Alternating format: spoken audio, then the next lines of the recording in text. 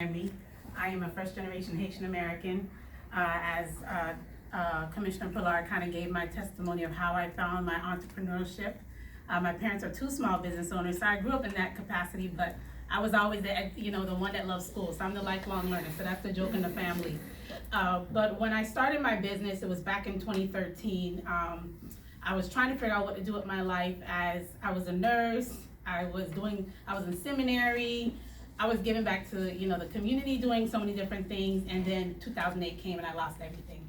I lost my beautiful home of $250,000. I became homeless, didn't know where my next meal was coming from, and I was in the Carolinas. So I wasn't here in South Florida. And during that process, God told me, what is in your hand? And I said, well, what do I have? Because I was just so, as Caribbean parents, they always tell you about your education. When my dad speaks to his children, he said, oh, engineer como here. He's talking to the engineers, my two siblings. When he says doctor como here, they always point to your profession as opposed to who you are as a person. So I lost my identity in that process, and I started Fela Delica LLC at sitting in Barnes and Nobles, and someone came up to me, a complete stranger, and said, what do you do? And I didn't know what to say, so I said a speaker. Because I was really good at it. I would go to school and they would say, you're a great student, but boy, does she talk too much. And so I said, I'm little Oprah. And so that's how my company started, Fela Delica LLC. We celebrated 8 years yesterday. So it's been a journey. Sometimes you want to throw in the towel. Sometimes you're like, I can't do this. When I learned how you can fire your clients, I think that's when my world opened up. Because you take people in as clients and you realize it's not always the best. But in the journey, I've been able to do a lot of different things. I've written 11 books. 5 of them have been international bestsellers or domestic bestsellers. I've started 3 companies, Fela Delica LLC, Delica University, and a construction company, because my dad is in construction, so I wanted to take on the family legacy, Delica Construction. And then for the nonprofit side, I started a 360 Evolution Academy, and in ministry, I started Revive Your Soul Ministries Incorporated, as well as sit in a lot of leadership capacities in a lot of other nonprofits and for-profit ents, such as JIF and GICN. When do you sleep? Well, I say when you are young and you have no family, you do as much as you can, because I want to be 100 years old. So I said I'm going to empty out myself, as the late Dr. Miles Monroe says, so I'll sleep when I'm dead. That's what my business coaches tell me, but we know that's not the best answer. But I just truly believe God has given us many gifts and talents. As the Bible talks about talents, I want to be the one that if God gives me 5, I'm going to give him 100. So that's why I go hard, because I don't know when my last day is. I don't know when I will have the capacity to do all that God has given me. But as far as my excitement for business communication etiquette, this is so important. As Mr. Lozama alluded to, you cannot be in business and know how to speak. And you don't have to be a professional speaker. You just have to know how to present yourself and sell yourself and brand yourself. And when we talk about business etiquettes, I did have a presentation, but I'll just breeze through it. There's 5 different types of business etiquette. There's workplace etiquette, there's table manners, there's professionalism, communication, and meeting etiquette. But in realizing when they talk about communication, before COVID-19, nonverbal communication was 55%. Verbal communication was 45%. That was pre-COVID. But post-COVID, nonverbal communication is 80 to 90%. And the reason why is because we live in a virtual world, unfortunately. If you're on Zoom, StreamYard, Google Hangouts, or all these other meeting platforms, AirMeet is another good one. So if you don't know about AirMeet, definitely check them out. They don't pay me to say that, but I've had a great experience on their platform. And then when we talk about verbal communication, it's about 10 to 20%. Now, when we talk about verbal communication, we're talking about speaking clearly and articulating. And I want to pinpoint here, especially those who are from other countries, your accent is your asset. And the reason why I say that is because it's your unique competitive advantage. When we talk about business, there could be 10 different businesses that do construction, but each one has a unique competitive advantage to make them stand out. So I know a lot, especially here in South Florida, people tend to be shy or embarrassed about their accent. Use it to your advantage, because it will open doors for you. People remember, I remember I was someplace and this guy had a British accent, and it was a renowned person who recognized and remembered his accent, and it opened a relationship. Like, he was in the room and the guy connected with him, and the guy forgot about everybody else in the room, but was connected to this guy with a British accent. So use it to your advantage. Also, asking questions, asking for help. So important as small business owners to ask for help. And these are part of your verbal communication processes. I have a whole other list, but due to time's sake, we'll go to nonverbal communication. Your body language and posture is so important. Especially parents, teach your children body posture at a young age. Not only is it for articulation and able to allow their voice to project, but also it deals with your health. You know, if you don't have good back posture, it will definitely come back to bite you in the butt. Facial expressions. For all those who can, people can tell who you are by your facial expressions. Definitely Zoom may not be your best friend, as we say it's from the waist up. So of course your facial expression is gonna have to learn how to tone that down just a little bit. But definitely it does come in handy, especially we have our masks, so people can see by your eyes how you're communicating with them. So that's important. Also, your voice and eye contact. I know that depends where you are around the world. There's some cultures that don't, they see direct eye contact as being rude and abrasive, but there's other communities or other cultures like America, if you don't look people in the eye, they will already judge you. They say you don't have confidence, you're lazy, or all these negative derogatories, but we also have to be culturally sensitive in a global world that we live in. Now when we talk about business etiquette, as far as tips for different communication types. Instant messaging and texting. I know we can be lackadaisical in doing the little abbreviations and emojis, but in a professional platform, that is not appropriate. Even if your boss or your superior may do it, but you as communicating with anyone, whether that's your colleague or your superiors, you should not use emojis, no matter how funny it could be. I have to, you know, as a millennial, I have to stop myself. I'm emailing my advisor or someone and I want to put LOL or put an emoji with a smile face. We have to learn how to take our emojis and put them in verbal contexts because you don't want to come off rude or unprofessional.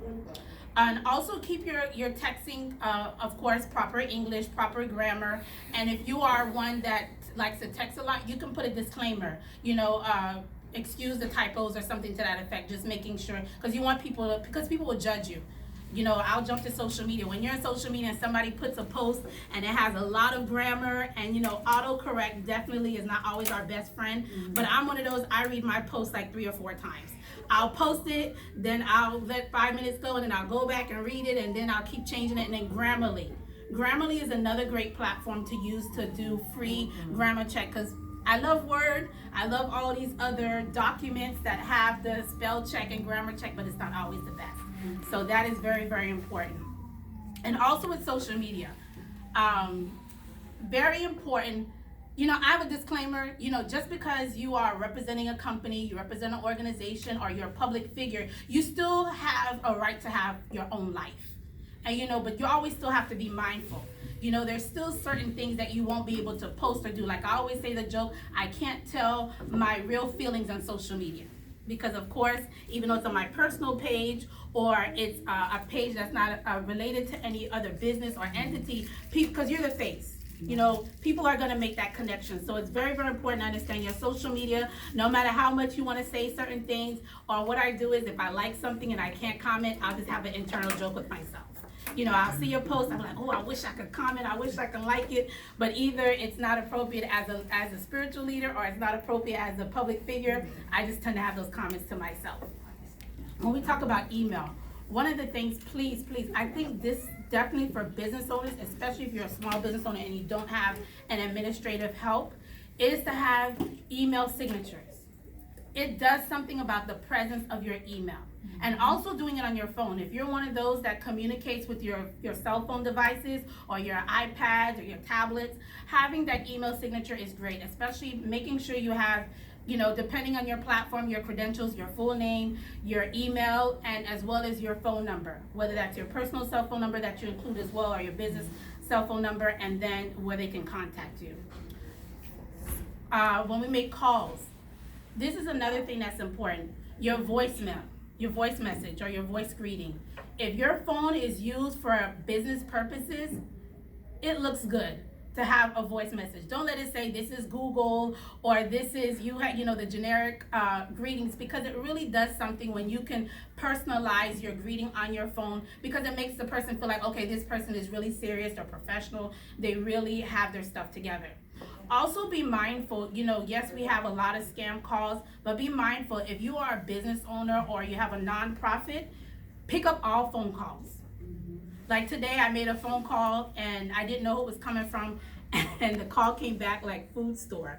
And I'm like, why is this place food store calling me? And I almost didn't pick up the call, but realized it was the person returning my call.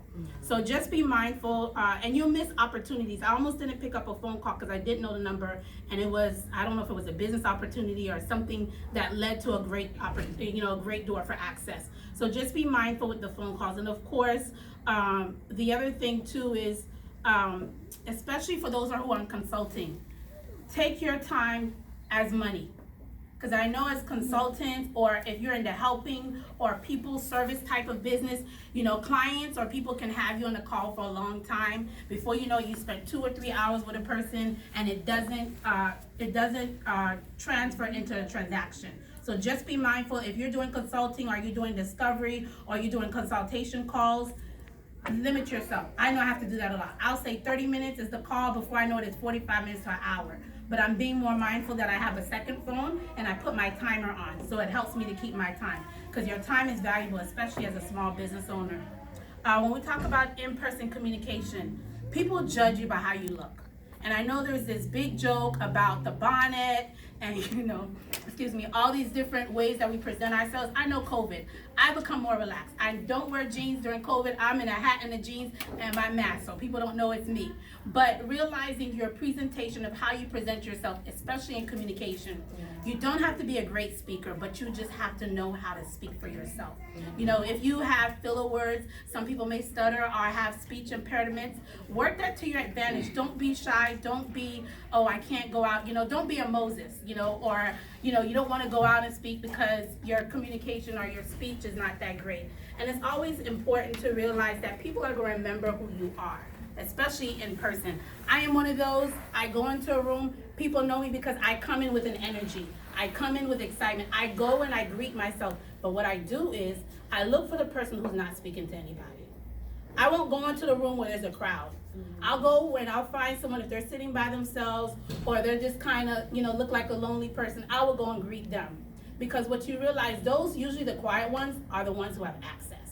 Those are the quiet ones who know how to get the cha-ching, if you know what I'm talking about. So be important to when you're going out into networking, you talk to everybody, but just be mindful and be more observant. And the other thing with in-person is the business cards. Don't be a pusher. I am one of those. I may be a millennial, but I'm very old-fashioned. I take the business cards. I have boxes full of business cards. But if you're going to do business cards, don't make it just a regular square. Someone just gave me a business card, great business card, but I'm just making a point, so please don't take it personal. Everybody has the same size of business card.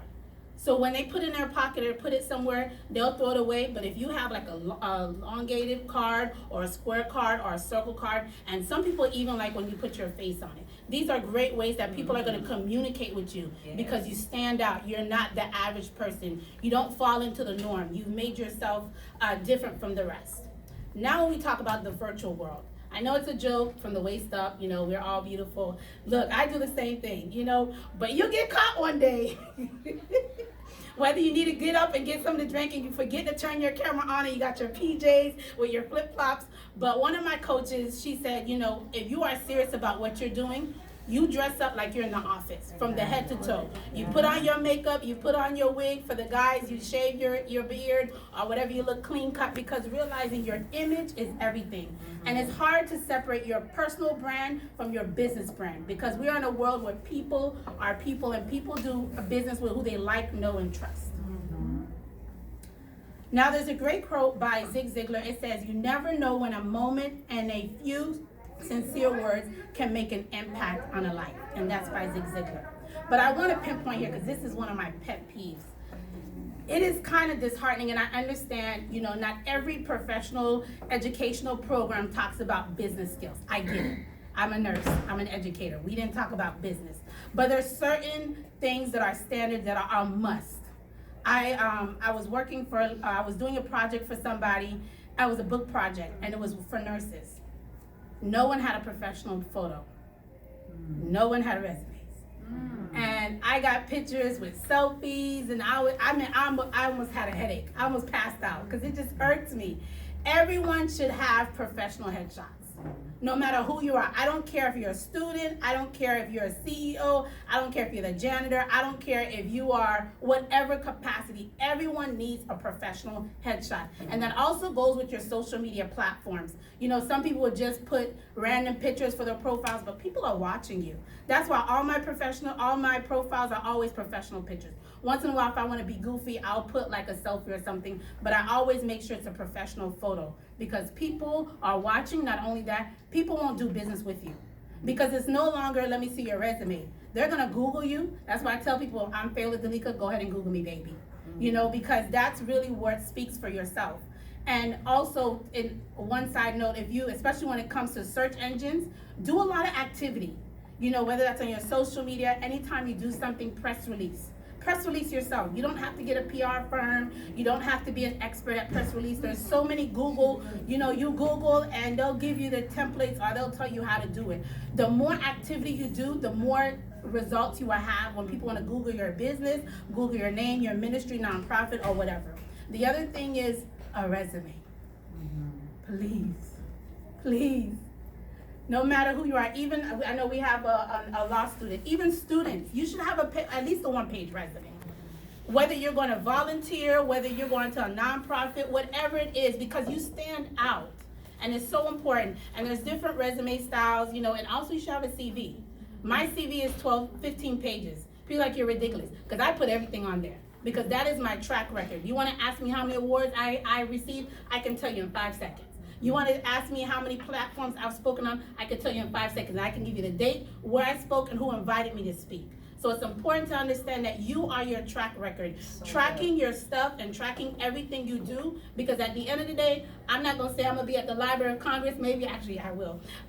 You know, in their records. But people enjoy hearing your testimonies and hearing your success. You know, there's some people say you're bragging, but it's really not. And I've had a lot of coaches that had to push me because being in ministry, being in the Caribbean and being a woman, I've had to like learn how to dumb down, but at the same time, I've learned to find my own voice and self. The other thing is when it comes to relationships and communication, it is key. Follow up. Whether that's sending someone a happy birthday, and social media makes it so easy for you, so you can't say I didn't forget. Birthdays, anniversaries, you know, whether that is your employees, whether that's your employer, whether that's your former contractors, subcontractors, whoever has worked with you or some kind of relationship, people will remember the small things. It's not that you send them a big, what is it called? The arrangements, edible arrangements. But you send them a card and say, wow, they remembered my birthday, or they remembered my anniversary, or those life moment experiences. And you can get an e-card if you don't want to do the posting and all those different things. But when it comes to business communication etiquette, it is vital, and especially for the millennials. Employers are hounding us for this. They say we may be the smartest in the block, but our soft skills are horrible. And we have to do a better job. And the reason why is because we don't have home economics. We don't have those classes that provide us those skill sets. So it's the job of parents, it's the job of mentors, it's the job of other institutions to give to us. In closing, I just want to give you 2 call to actions. The first call to action is practice these business communication etiquette skills every moment you can. People think that public speaking, even though it's the #1 fear in the world, outside of dying and you know, spiders or snakes, public speaking is the #1 fear in the world. But what you can do is realizing when you're doing a one-to-one, that's public speaking. Public speaking is not just you on a platform. Public speaking is not just at a podium. You are public speaking every day, and that's a great opportunity to use your business communication etiquette. The second call to action is always carry yourself as a professional, to be seen as a real business professional. Whether you're a nonprofit, whether you're in ministry, or you're a for-profit sector. And I would tell you as a side note, the nonprofit sector has so much power, from government to finances to how the world functions. And we lose that opportunity because we think that it's businesses, but it's really the nonprofit sector. So wherever you go, always carry yourself as a professional, from your appearance to how you conduct yourself online and offline. My name is Fela Dalika, and I am done speaking. Thank you. That was amazing. That was amazing. That was amazing. Practice your communication skills. A one-on-one is a platform. You don't have to be at a podium. And last one is always carry yourself as a professional. Thank you so much for that. And